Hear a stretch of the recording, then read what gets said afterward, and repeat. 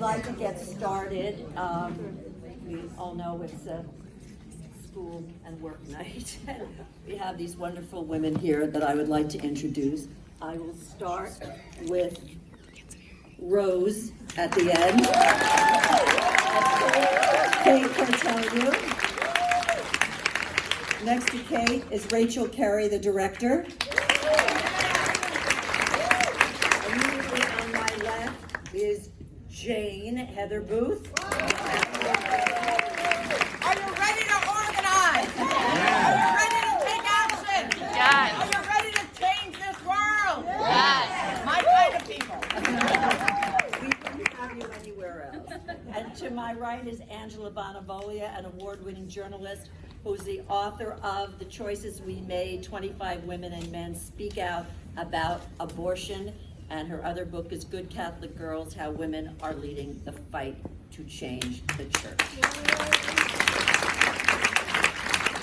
Heather, you've done so much stuff. I don't even know where to begin with you. But you're an incredible woman, an incredible organizer, and the world needs Heather Booths in the worst way. We're going to take questions from the audience, but I'm going to start first this way. Rachel, why'd you make this film? Well, Someone come close.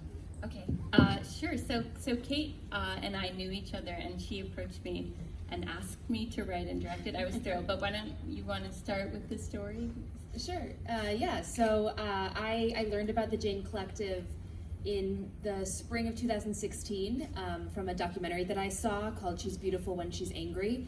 And the doc is really about the history of feminism and women's liberation, and it just touches for 2 minutes on the Jane Collective. And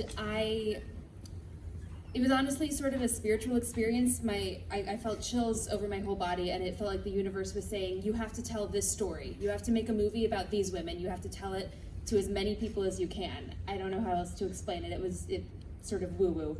And so I wrote out a treatment that night. I just did a ton of research online and wrote out a little, just 2 pages, and took it to Rachel and said, hey, you're my favorite writer in our theater company. Will you maybe write a screenplay of this, and I'll act in it, and we'll make a thing together? And she said yes. So we started there, and it was way before the election. I had no idea it would be so relevant. I just felt like it was a piece of women's history that was untold, and it made me frustrated because I think women's history is so often erased, and I wanted to have a piece in helping share it. And I think I had the same reaction Cait did, which was that I was shocked that I hadn't heard about this group, because they were very active and very, very interesting. And I thought it was also a nice way to look at abortion that wasn't about women dying in alleys and didn't just focus on them being victims, but also talked about how active women were and what they did about the situation they were confronted with. So it was exciting to tell it, and we were honored to tell it as well, because they're pretty amazing women, including Heather and Judith Arcana, who's also a Jane, came on as our consulting producer as well pretty early on. Heather, talk to us about being at the University of Chicago and getting involved. Oh, can you hear? You couldn't hear the question? Better talking to them. Okay. I'll repeat it for those who didn't hear it. Talk about your involvement with this, I don't even know what to call it, this incredible undertaking. How did this all come to pass for you? When social change happens, it's often hard to know when it begins. I could go back to my own upbringing. I grew up in a loving Jewish family who believed that you should treat others with dignity and respect. In these times, that's sometimes a rare idea. And I genuinely believed that you should do unto others as you wished that they would do unto you. I believed in the golden rule. I also had been part of the civil rights movement. I had gone to Mississippi in 1964. Some of you have heard about the Freedom Summer Project, where Northern students were brought down to support the courageous activity of poor Black people in Mississippi. And I learned from that so many lessons. Amongst them was that sometimes there are unjust laws that you need to stand up to. In fact, when I was in Mississippi, I was doing voter registration. I was 18 years old, carrying around a sign, and was arrested for that during a voter registration effort. My first arrest.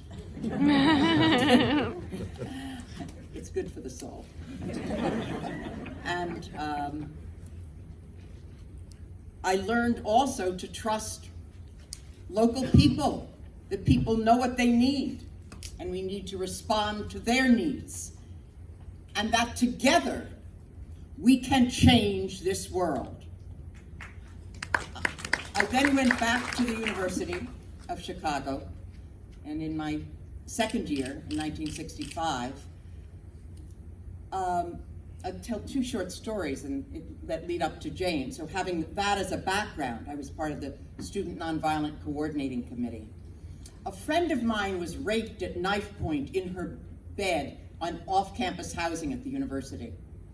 We went with her to Student Health to get a gynecological exam, and she was given a lecture on her promiscuity and told Student Health didn't cover gynecological exams. We sat with her. They called it a sit-in. And because people organized over time, of course a university would provide gynecological coverage. Of course, but only because people organized. And now we see a pushback even on gynecological coverage. We're in Missouri, they're trying now to track when women have their periods. Truly, that's what the governor wanted to do. And we can only change this when we organize. So with that as a backdrop, another friend asked me, actually a friend's brother, said that his sister was nearly suicidal and was pregnant and was not ready to have a child and wanted an abortion. I had never thought about the issue before. I've never had to face it personally. I didn't know what to do, but I went to the medical arm of the civil rights movement, MCHR, the Medical Committee for Human Rights, and asked, did anyone know someone who would provide an abortion? And I found a doctor, Dr. T.R.M. Howard. The movie is fabulous. By the way, again, for Cait and Rachel and for making this movie, thank you. Thank you again. But one fact that isn't in the movie, in the dramatization, is that Dr. Howard had been a civil rights leader in Mississippi who came to Chicago when his name was on a Klan death list. And I called him, he was the name I was given. He's a remarkable figure, and there are books about him. It's worth, he should have his movie too. And he had actually a clinic on 63rd Street in Chicago called Friendship Clinic, a women's clinic, which I didn't know at the time. And he agreed to provide that service for this one friend. I didn't think about it again and really thought it was just a good deed. But then someone else called and had heard about it. And then someone else called and had heard about it. And I set up a system. I was living in a dormitory, and I called it Jane. And the story is largely true with dramatic license, but it's largely true that over time, the women of Jane learned how to perform the abortions and performed 11,000 abortions. Extraordinary. Angela, what was it that motivated you and inspired you to tackle women's reproductive rights back in the day and to write your book, The Choices We Made? I think it was from growing up. Can you hear me now? No. Is that not on? How about now? Yeah. Okay. I grew up Catholic, very Catholic, in Scranton, Pennsylvania. And as a teenager, I was just so aware when I became sexually active of how I was judged by my confessors, by my community. And I think I just felt that it was crucial that I be able to control my own reproductive life if I was ever going to have any real freedom in the world. And I remember when I was growing up, when I sort of picked this up, and I think it was kind of Catholic, that if a woman was pregnant and her life was in danger, and it was going to be her life or the life of the fetus, there was a lot of pressure that it would be the woman who would be sacrificed if that's what the husband wanted. And I just absorbed a lot of these messages, and so I came into young womanhood ready to fight for a different world. And I think that's what's carried me through both books, both Good Catholic Girls and the choices we made. And I think the thing about this film, which is so spectacular and so essential right now, and that last message that may we not have to do this again. Unfortunately, I think we may well have to do something like this again. But there are two big differences, if I could just point them out as I was watching this for the second time. The first one is, at the time that this film was made, obviously, that this was happening, obviously, there was no official place where a woman could go to get help with an unwanted pregnancy. And one of the women I interviewed for the choices we made, her name was Judy Whitcomb. She, in 1968, was a neonatal intensive care unit nurse in a Catholic hospital. She would later help found the Clergy Consultation Service of Missouri. But she said that she also volunteered on a suicide prevention hotline. And the calls that came in, many of them were from women who had unwanted pregnancies and were desperate and didn't know what to do. And so, but now, today, we have so many organizations and people who are working on this issue that it's really fantastic. And it's not only, it's Planned Parenthood, the NARAL, the National Abortion Federation, but it's also new organizations, the reproductive justice organizations that were, the whole concept founded by African American women about 25 years ago, really looking at abortion in the context of being able to have a child or not have a child and to parent that child in a safe and sustainable environment. There's Sister Song and Spark. And lastly, there's a great movement now to deal with the inequality around access to abortion, to get rid of the Hyde Amendment, which now for decades has prevented Medicaid from covering women's abortions. So there's that. And then the second thing that's different is today it isn't anymore the going with a hanger to a park, which I interviewed Whoopi Goldberg, and actually when she was 14 years old, she got pregnant and was afraid to talk to her mom, and she ended up going to a park in Chelsea with a hanger and trying to end her own pregnancy. But now there is a whole movement of self-managed abortion, and it's with medication abortion. And now 60% of abortions in this country up to 10 weeks are medication abortions. And women are accessing medication abortion, but it's very dangerous because women are also accessing these pills on their own, and they are being charged, criminally charged, both for accessing abortions on their own and also for their behavior during pregnancy and going to jail. So we've really got our hands full, but we have a lot more organizations now than we ever did to help us, that we can be part of to help make this right, to protect this right. Heather, how do you see that today versus back then? I thought that was a wonderful answer, and thank you for the writing that you do about this. Because in each of our own different ways, whether it's by the incredible filmmaking, and by the way, they just did it on their own. It's like she got the idea, Cait got the idea, talked to a few friends, and without big backing, just decided to do it, and then act in it and produce it. It's just an amazing thing. Both the story, but also that they could make this film, that you can write these books, that you can be these voices. You can raise these voices. Because the one thing I'd add to those two changes that are different is that we are different. Women are different and men are different. And you are different. We are different.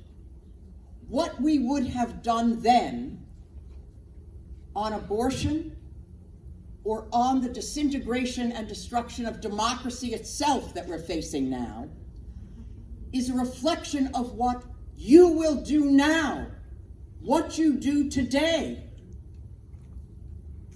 So I still think, even with the perilous times we face, and now 80% of all the counties in America do not have an abortion provider. Mississippi only has one provider. There are states that are losing the funding. In Mississippi, and I think it's true for other states, if you even take someone across state lines, you're in violation of the law. It is a perilous time on this issue and on so many issues. But what we do can make the difference, and when we act together, when we organize, we have changed this world, and we will change this world. So I thank all of you, National Council of Jewish Women, the Teaneck Film Festival, and all of you, the organizations you may be connected with. Hey, Heather, why don't you toss your hat in the ring here? I mean, duh. You could inspire, I want to talk about your film as inspiration. Where have you shown this film? And talk about what this film means to you, both of you. Sure. Well, we've shown all over. We opened last October at the Hamptons Film Festival, and we've shown at just a slew of festivals: Woodstock, Napa Valley, LA, San Francisco, and then we've started going internationally as well. We had a screening in Italy. We had a screening in China, in Beijing, that I went to. So yeah, it's starting to be all over the world. And as to what it means, Heather actually really touched on it, which is just like, I am just a person who had this idea and was like, okay, I'm going to make a movie and I'm going to just figure it out. I didn't go to film school. I had never produced a feature before, but I just had this drive to tell this story, and so I figured it out, and I got the people who knew more than me and brought them on board. And I feel like that's kind of what the Janes were doing too. It kind of parallels that story of these women who didn't have medical training, but they saw a need and they just wanted to help, and so they figured it out. And that's what we can all do. Like, we can all figure it out. We can all make a difference. I really, really believe that. And I would just say, for me, I think having taken shorter projects to festivals, this has been quite different as a process. I always joke that the typical film festival question is something like, how many shoot days was this? What camera? And in this one, it's people standing up and saying, in 1967, I got in the back of a car and had to drive. You know, people have been telling very personal stories, and I feel like to have made something that has allowed for those conversations and that has been that personal for people has been really meaningful for me, and I'm really, incredibly glad that we had the opportunity to do it. Well, we're pretty damn thankful you did. Audience, any questions? I don't want to, right here. I was wondering if Heather stayed friends with the other women that were featured in the film. There's some that we've stayed friends and also stayed connected through other activities, other movements, other issues, and organization. And some we didn't stay connected. Life kind of moves on. I just reconnected, and also people are all over the country now. I've moved to Washington, D.C., and Judith Arcana, who was the person who they were in touch with for the film. I only heard about the film after it was made. Really? Yeah, we weren't in touch before. And there's a book about it, there's a play about Jane, there's a number of resources, and they did a lot of research on it. And I just reconnected with the main woman who they connected with, who was one of the 7 who were arrested, but who only came into Jane sort of at the very end. And she's been a major resource for a number of films and other efforts. And we just reconnected in Seattle. There's a film on my life in organizing, of which Jane is a part, and other things too. And so I've been traveling around the country with that, and I just saw her. And it was like meeting a long-lost sister. It was meeting a long-lost sister. And we had many points of reconnection in our lives. What did you major in there, by the way? Undergrad, I was social sciences. And then in graduate school, I got, by the way, an NDEA fellowship, which meant National Defense Education Act fellowship, which meant that my grad school was paid for because this country used to believe it was in the national defense interest of the country to send people like me to grad school. We can have that back if we organize, without student debt. And then I was in educational psychology in grad school. Oh, It's a okay. much longer story then. Is it Hanway in the back that I see? Okay, Karen, go for it. Oh, it's a little hard to Yeah, hear you. wait. Okay. You've shown the film in East Hampton, and you've also shown it in Los Angeles. Have you shown the film in the middle of the country? Yeah. We actually won the audience award at the Omaha Film Festival. Really? Yeah. Where else have we shown? Chicago. Oh yeah, I was just in Chicago 2 days ago for a screening. Shown it, I think, in a couple of places in Illinois and Michigan. We had a theatrical, a few places we showed theatrically as well this summer, and a few of them were in the Midwest. Oh, we showed in Ohio. Yeah. Uh-huh. So, Yeah, I want to put and one Texas together. as well. Oh yeah, and, St. yeah, Louis. Yeah, St. Louis. They were very interested. I think we had a Planned Parenthood as a partner in St. Louis because they're very, very concerned.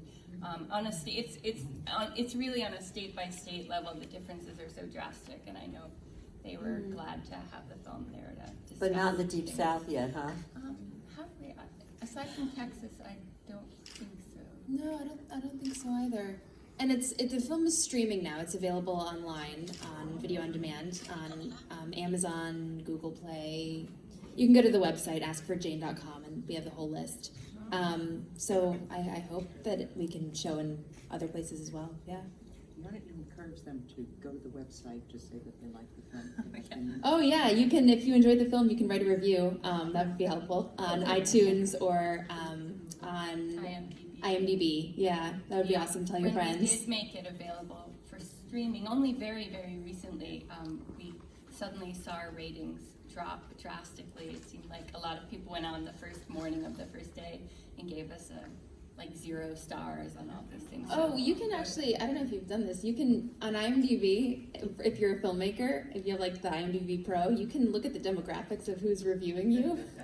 So And then stalk these people? No, it's like It's just male been- versus female. Yeah, it's been interesting to see the demographics of of age and gender, and what they're reviewing the film. And the It's negative interesting. ratings came from Oh, yeah. people who do not believe that women should have the right to determine when or whether to have a child.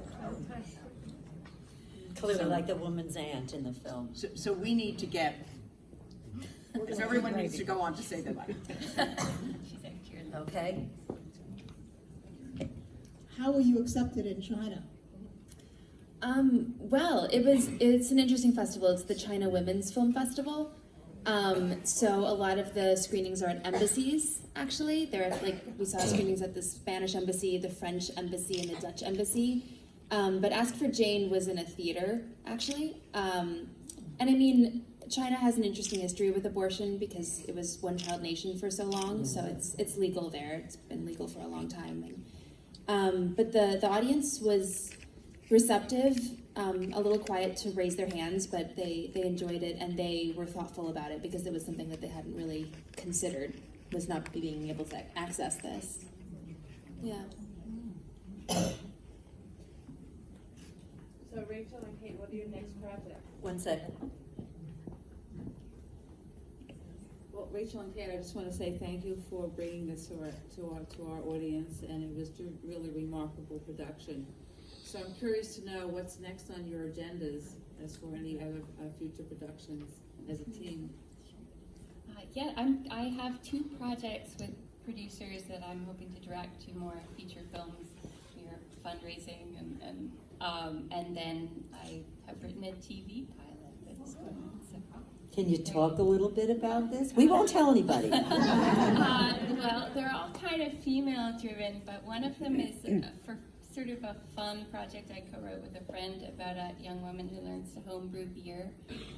And the other one is about a young woman dealing with, I guess, the death of her mother.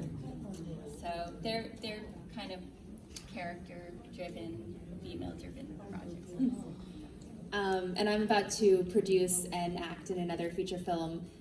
We're at the end of development, so we're just about to hopefully start pre-production.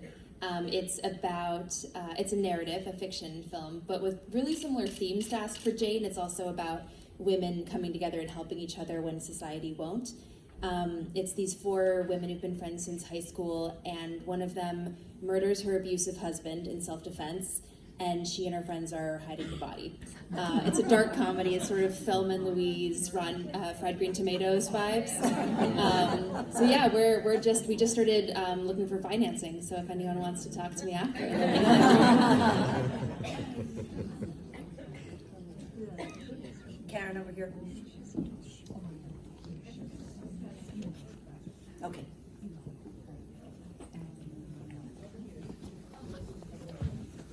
I'm curious about the lawyer who assisted you. Was first of all, I was delighted that it was a female. Did she come from a national organization, or was she an independent lawyer who just came out to help? So that was lightly fictionalized based on what Judith Arcana said had happened. In fact, they interviewed lawyers, which we didn't sort of have time to address in the film, and did end up hiring a female lawyer who was a big personality, reportedly wore a yellow suit and stuff like that. And so I thought that was kind of a charming thing. But that was, do you have any, I don't think she was part of an organization. No, I want to hear from Heather. Yeah, Heather would know that, yeah. No, it's a prominent lawyer in Chicago, but is an individual. Unfortunately, we're going to have to end our talkback.